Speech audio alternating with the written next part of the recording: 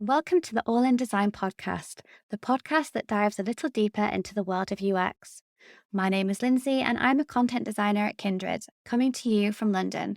We'll be joined by UX professionals from around the world to talk about their experiences, challenges, and advice when working in the world of UX. On today's episode, we have Giulia Fiori, a product designer here at Kindred, and much like Eric, myself and Giulia embarked on a UX journey at Kindred together back in 2020. But for Giulia and I, we didn't just join the Kindred team back in 2020. We also started our UX careers then too. We made the decision to transition into UX when the world was in COVID chaos.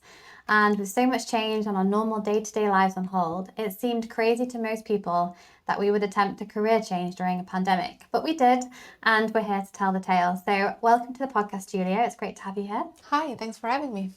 So let's start at the beginning. Can you tell us a bit about what you were doing before you made that decision to move into UX back in early 2020? Yeah, of course. So I started working as a photographer almost 10 years ago, actually. And I moved to London to attend the photography course, and then I stayed.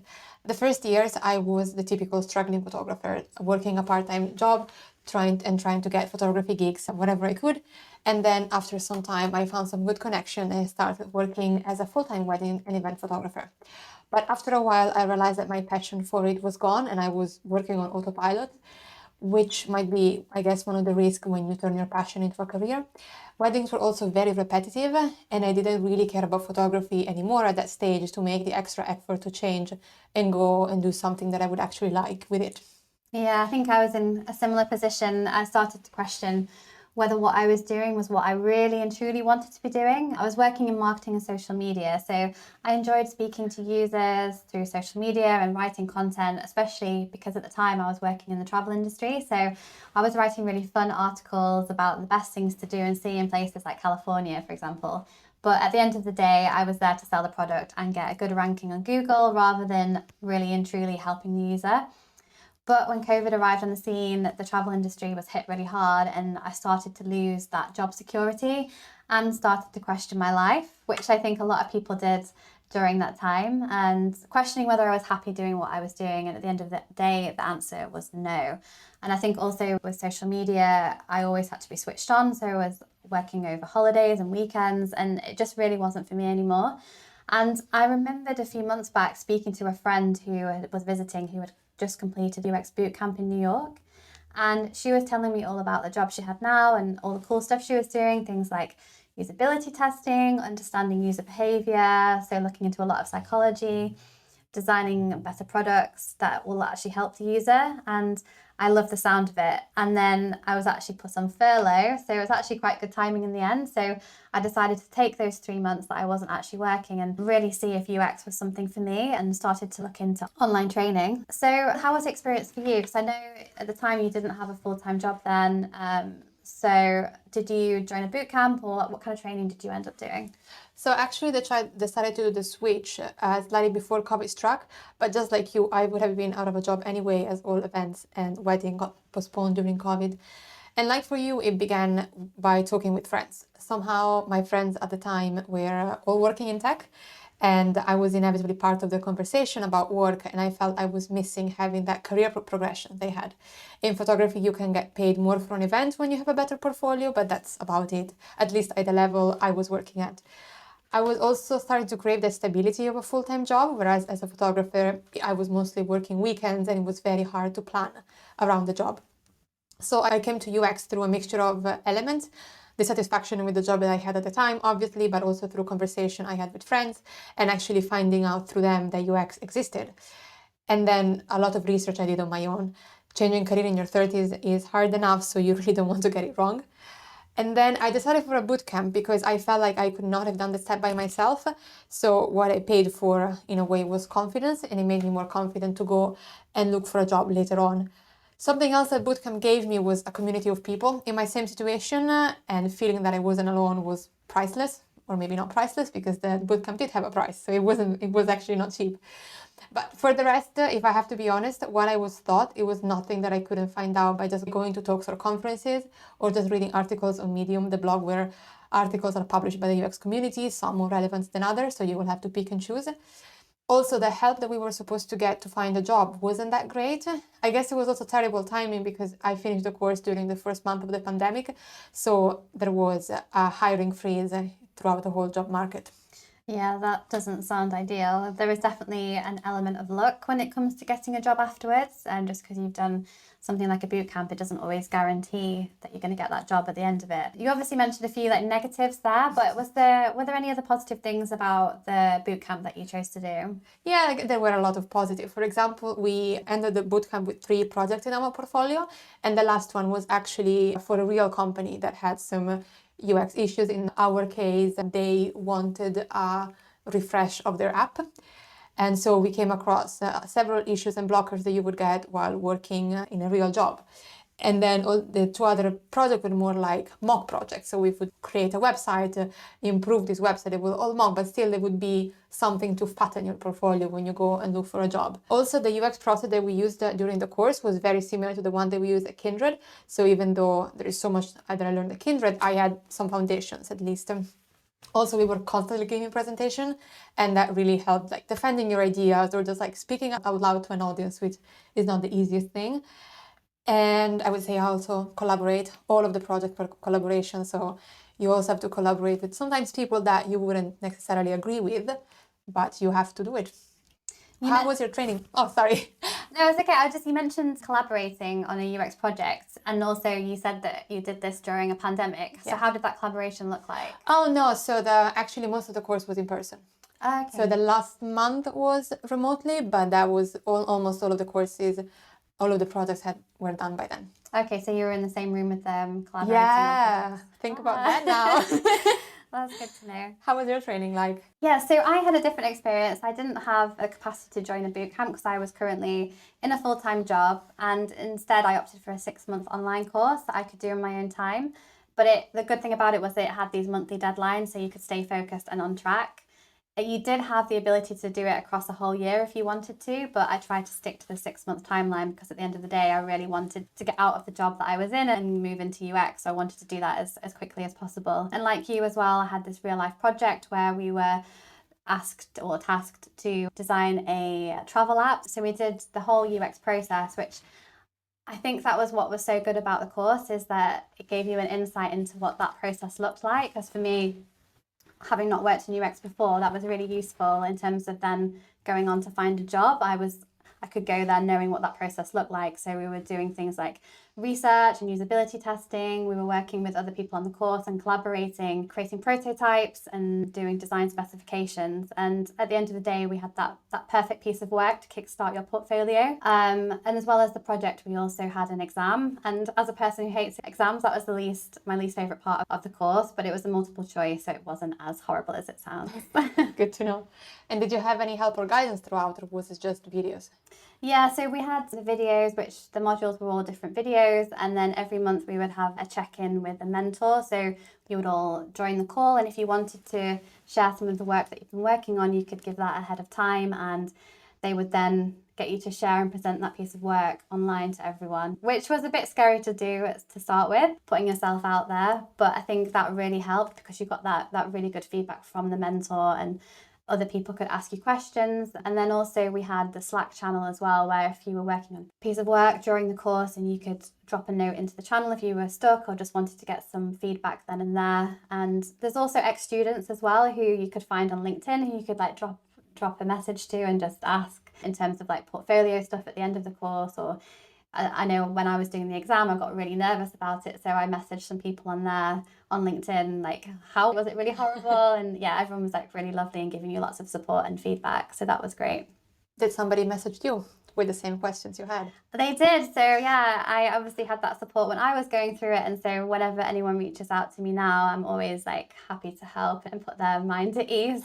Yeah, same. Some people ask me about the bootcamp and they would say, should I do it? Should I not do it? Yeah. And try to help as much as I can because people help me, of course. Yeah, you have to give back, definitely. So yeah, I was actually doing this course when I applied for the role here at Kindred.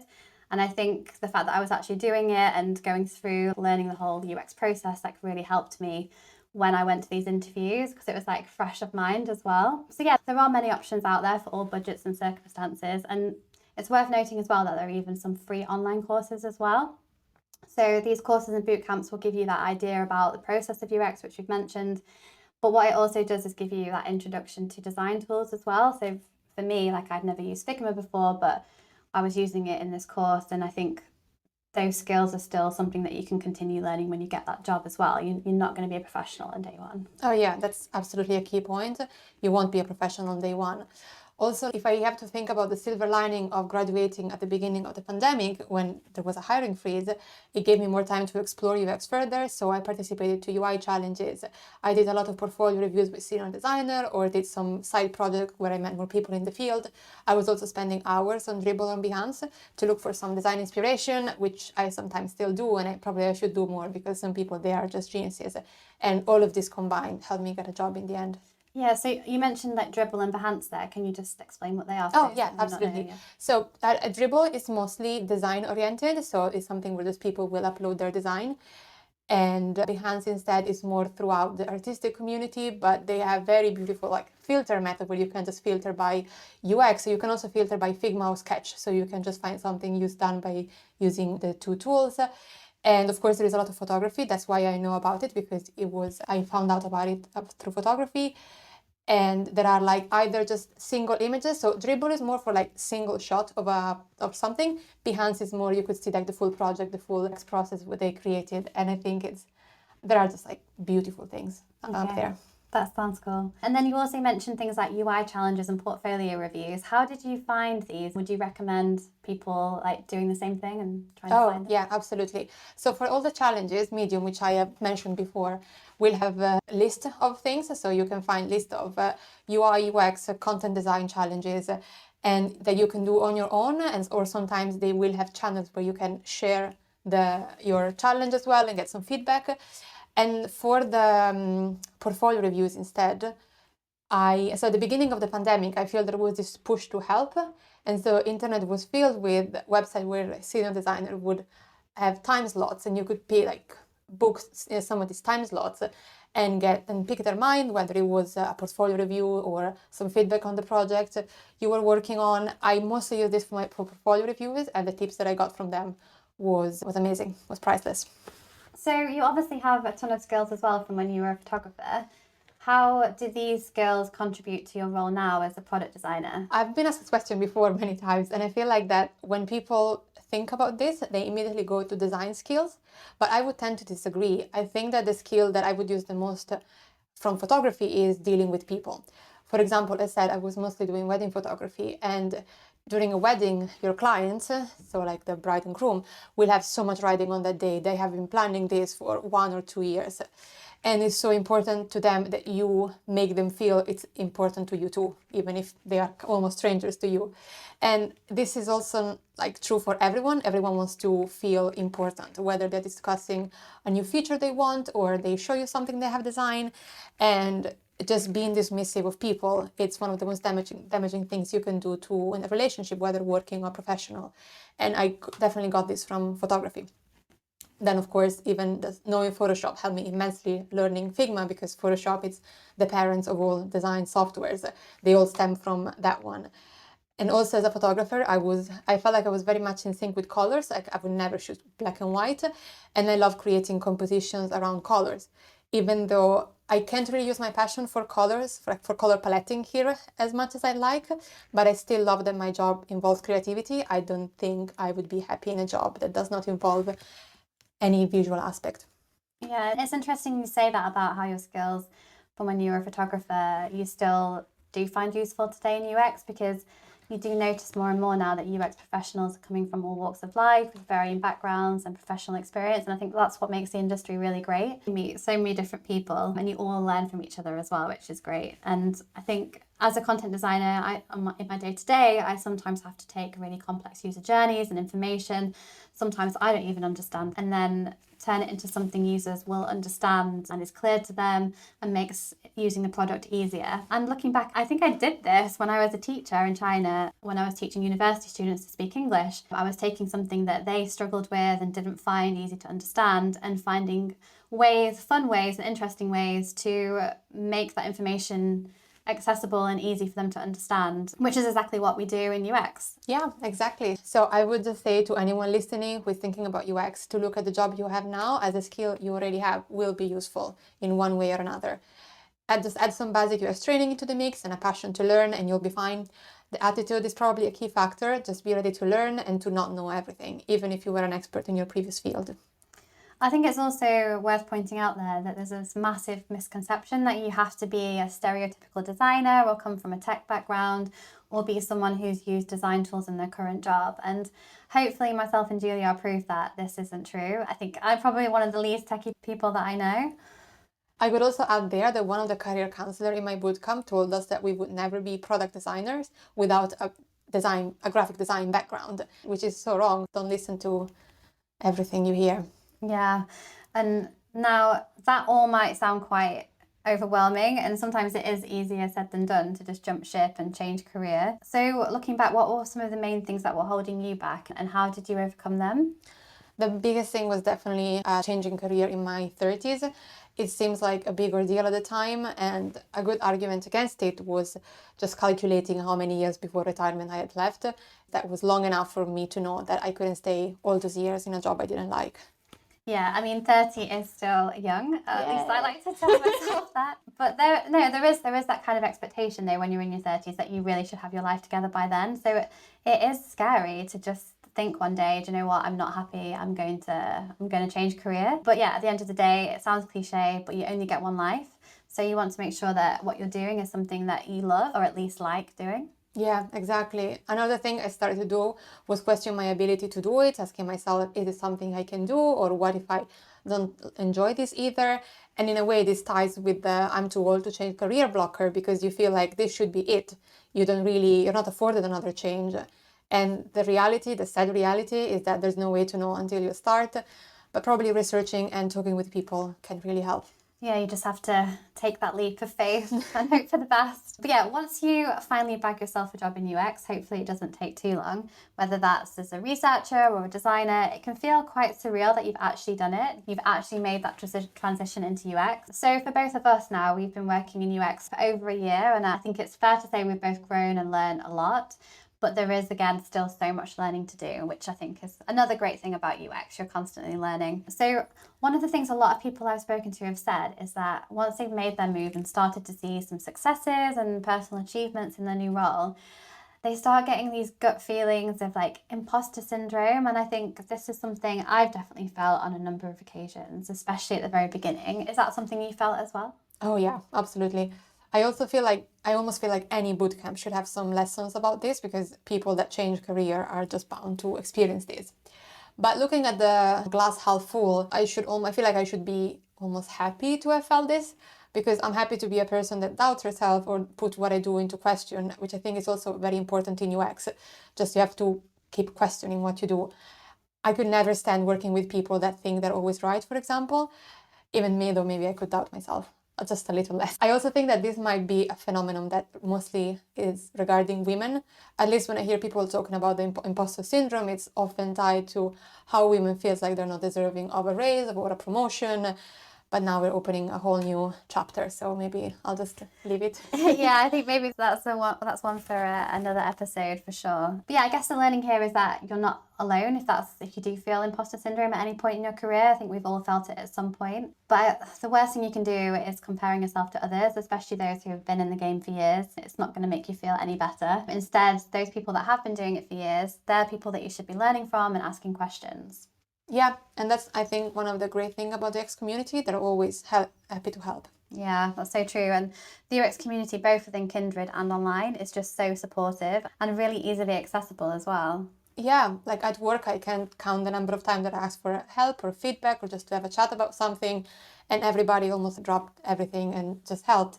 And also within the UX community, before joining Kindred, for example, I briefly worked for a startup and we had zero budget. So many times I was just using Slack communities to get feedback on my designs or to find people I could do some user testing with, and they always came through. So for any budding UX designers who are hopefully listening in, what would you say would be your number one piece of advice about transitioning into UX? I would probably say ask for help. So ask for help at any stage when you're starting to get curious about UX. Find a designer that will talk you through what their typical day looks like and their main tasks in their job are. Just pester everyone on LinkedIn, someone will reply. And ask for help when you're starting to become a product designer. Try getting feedback as much as possible and ask for help when getting the job and also when you got the job. I'm sure your future colleagues will be glad to help, and if they aren't, that might be a red flag. And that is definitely something that, going back, I would have done more. I would have asked for help more often. This is just like one of my issues with asking for help. Yeah, I also think it's worth as well, like, for those designers who are maybe listening who have been in the game for a few years now, that you were once that person starting out. So if someone is reaching out to you for help and guidance, message them back, give them just one piece of advice that could help them. It could change their career. So yeah, I think that's a nice point to finish on. So thanks so much, Giulia, for joining me today and sharing some of your experiences with me. Hopefully we've addressed some of the concerns and worries out there that someone may have moving into UX. So thank you. It's been a pleasure. Thank you. Join us next time on the All in Design podcast when I will be joined by not one but two great guests. Tom Walker and Marius Bogdanis will be sharing what it takes to nail a product design interview. So if you've already completed a bootcamp or an online course and you're now on the hunt for a job, you're going to want to tune in. As a principal product designer and a product design manager at Kindred, they will be chatting about design portfolios, what type of questions you can expect to be asked, and giving tips on how you can stand out from the crowd. See you there.